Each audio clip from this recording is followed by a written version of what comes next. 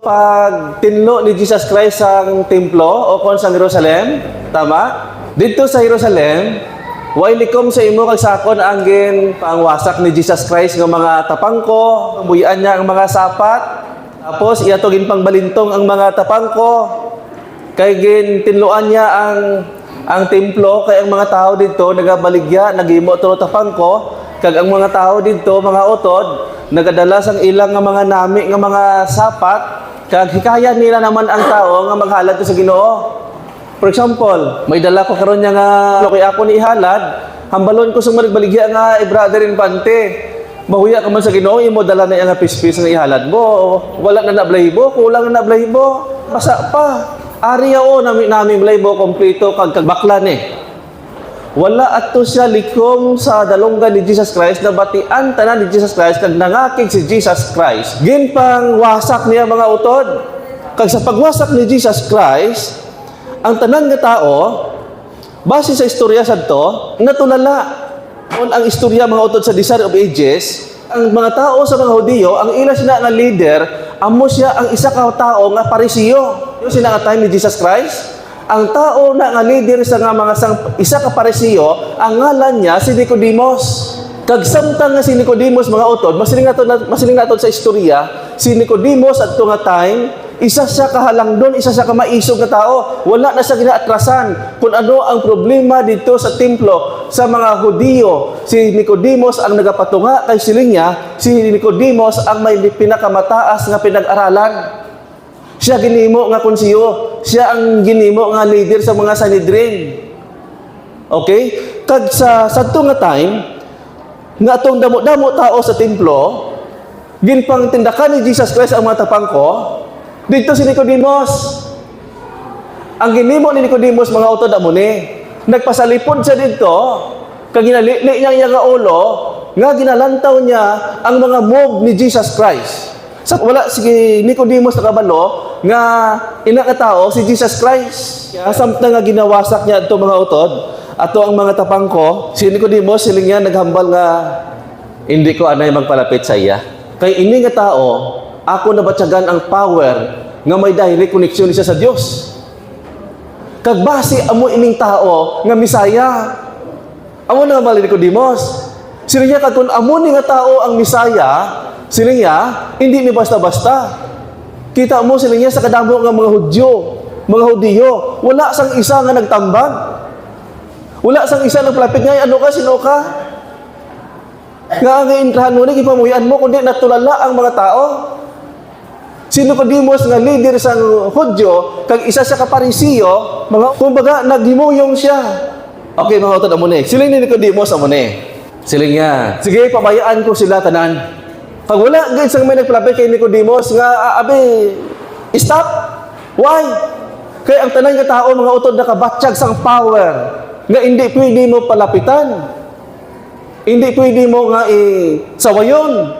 Kung ara agaling malaging espiritu, kapag malaging espiritu na magkaman, bisa ano si mo kaisog before, pag nag-atubangay na kamo, hindi ka nakambal. I-try nyo. Niya, kinanglan, ibutang ta sa proseso. Karon sa gabi, tagtuan ko ining tao, kay nakabalo ko nga ining tao, dito rin nakatulog sa may Mount of Olive. Kag sa istorya mga utod, sa time ni Jesus Christ, si Jesus Christ, dito na nakatulog sa Mount of Olive. Kag ang alagyan na sa Mount of Olive, mga utod, amo ni Mount of Olive. Ining Mount of Olive, ari diri ang Jerusalem, kag makakadto ka dito sa natulugan ni Jesus Christ, diri ka din maagi sa templo. Kag hindi ka basta-basta, bawal sa mga Hudyo, nga sa oras sa tagabihon, may mag-agi dila nga tao sa templo. Nga din ka makadto. Kag bawal, lalo na kung magtaklad ka pakadto dito sa Olive. Bawal. Pero ang ginimo ni Nicodemos, amo ni, niya kinanan kay tulog na karon mga tao, alas 11 sang gabi, dito ko makadto silang tao. Grabe isog si Nicodemos. Ang iya nga pagkaisog, ginbutang niya sa ginatawag nga tama nga process. Hindi daso-daso. Kaya kung daso-daso ito si Nicodemos, ako ang leader, ako ang muna, istorya ta dayon. Dali di. Why? Ginulat ni Nicodemos nga wala gid sang tao nga may makakita sa iya. Kag sila niya wala gid sang tao nga bugtaw. Nya alas 11 karon, nag-agi si Nicodemos sa tunga sang templo kanang takla dito pa kadto sa Mount of Olive. Pag abot dito mga utod, siligas ng kagabihon, amo ni itsura ni Nicodemus. Do amo sa itsura ni ni Bong Chab. Kung may bungot si Bong Chab, amo itsura ni Bong Chab ni Nicodemus. Okay, pag abot niya dito, siling niya, may ara ko pumangkot sa imo. Nya, ikaw bala ang Diyos. Ikaw balang Misaya. Nya, sa ginhambal mo. Sa pagsabat ni Jesus Christ niya sa ginhambal mo, mga utod, nagpungko sila nga duwa. Ginsaysay ni Jesus Christ kay Nicodemus ang iya nga palaboton. Amo ni tama katulad sa atong leksyon.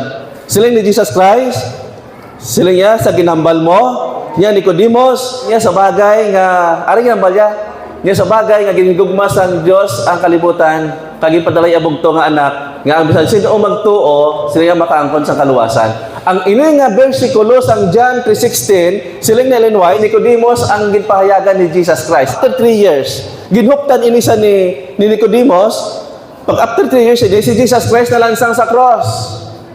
Pagkalansang sa cross, nagkayad na si Jesus Christ, ang ginimo ni Nicodemus, nagkadto siya kay John. Kag ginambal niya kay John, base sa Desire of Ages, nga sila niya, John. Dire ka na karon sa John 3:16, ang verse 16. Ang isulat mo, kay ginigugma gid sang Dios ang kalibutan.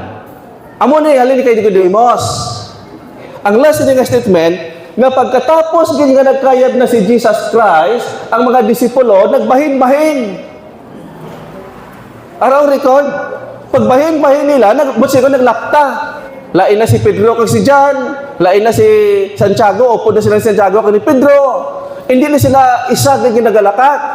Karon mga utod, nagwatak-watak sila, ang sila isang Desire of Ages, nagpalapit si Nicodemus sa mga disipulo, kag nagambal. Sa maisog, isog si Nicodemus, na nagpalapit, nga sila niya, ipadayunon ta ang bulwaton sang Dios. Gamiton ko ang akon manggad, nga ipadayon ini. Hawakon mo, si Nicodemus, nga may manggad siya, ato ni gamiton, pag ipatindog sa church. Basta umangkot ka mo kung ano nga church, wala mo na-record kung ano nga simbahan. So, unang natawag sa tunga time, sinagog. Sa bandog, yapon nila nga po, Hawaii. Wala ngalan. Kaya ang ngalan sa Seventh Adventist, registered sa 1863. Tama? I-research ko ang liwat. Okay. Ang punto sa atong leksyon na mo ni, nga ginwasak, nga gintuluan ang templo, mga utod, ay hindi gusto ang Ginoo nga diktahan kita sa aton nga offering. Kaya nakita sa Ginoo nga imo ni pangabulayan, amo ning kabubuton nimo, sawayon ka ariyong i-offering. Kay ang Ginoo ko nang imo offering, amo lang ni saya kadako. Wala ang Ginoo nagapangita sang dako, dako ang ginyo offering mo, ma'am. Siya ang tag-iya sang tanan nga manggad. Nga pangitaan niya karon niya si Sister pasigado sa dako gid nga offering. Ay, kundi pasalamatan sang Ginoo ang offering to nga tukmo, ang maya, nga isa lang niya kabitbit siya, amo niya offering amo niya dakpan. Nalipay na ang Dios nga nag-offer kasi nga ang tukmo daw pating, ang maya ya gamay-gamay ginang maya daw, amo nagdako gura tunga sa ako nga pointer. Amo na pinakamalit na ibon. Oh, pinakamalit na ibon.